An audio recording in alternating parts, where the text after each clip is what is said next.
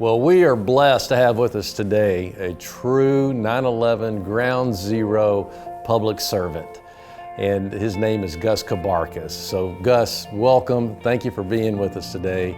We really appreciate you taking the time, and we're excited about learning about you and your experiences with 9/11 because you had some really unique personal experiences there.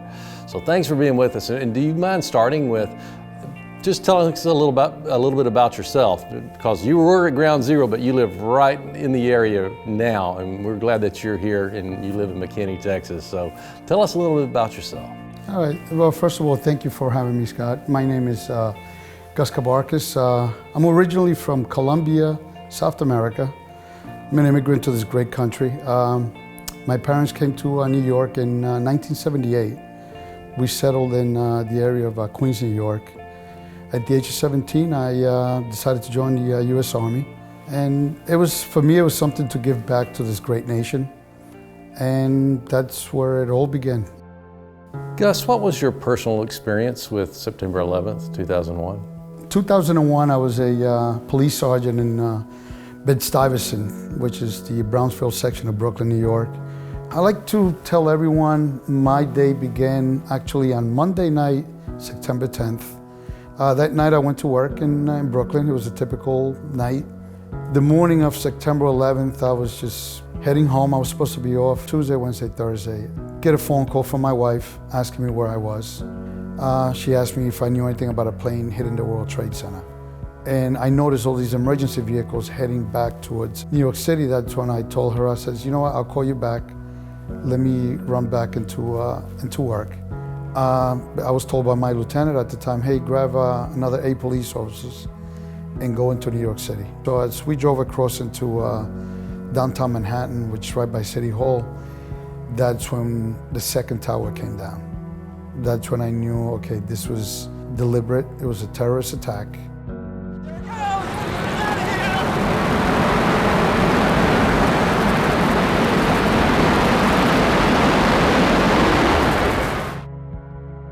Basically, we spent anywhere from 12 to 14 hours just sifting through the rubble.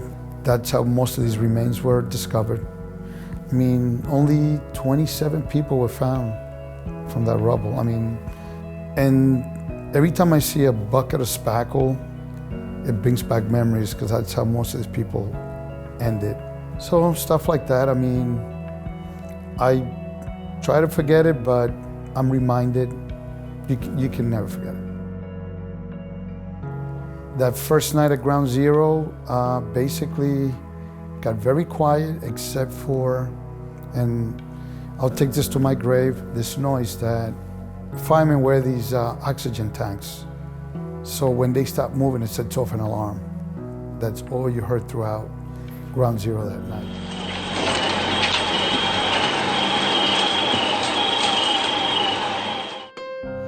How has faith played a role both in when you were in the most intense moments at Ground Zero and in the years since then? I keep telling myself, God's looking down on me. You know, when you have that alone time, say, okay, take a step back, say, okay, maybe you're keeping me around to serve others. And that's how I look at things now. I mean, if you think about it, on September 11th, 3,000 people died. All they did that morning was get up to go to work. Like I said, life, it's what you make of it, but you're not in charge of your life. Men upstairs is. Gus, what is the one thing you want people to know about September 11th? That we got attacked. You know, we were attacked. If you forget history, history is going to repeat itself. It united us, that we're to this day, 20 years later now, we still have people that are dying from September 11th. I mean, the NYPD on September 11th, we lost 23 members. We've lost more members after September 11th from just dying from being exposed to all the fumes, everything that we were breathing that day.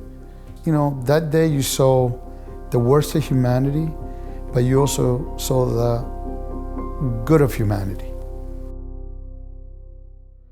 I just want to say thank you, Scott, for giving me the opportunity to speak, about my experiences on September 11th. I just want to present Cottonwood Creek with just a NYPD police patch.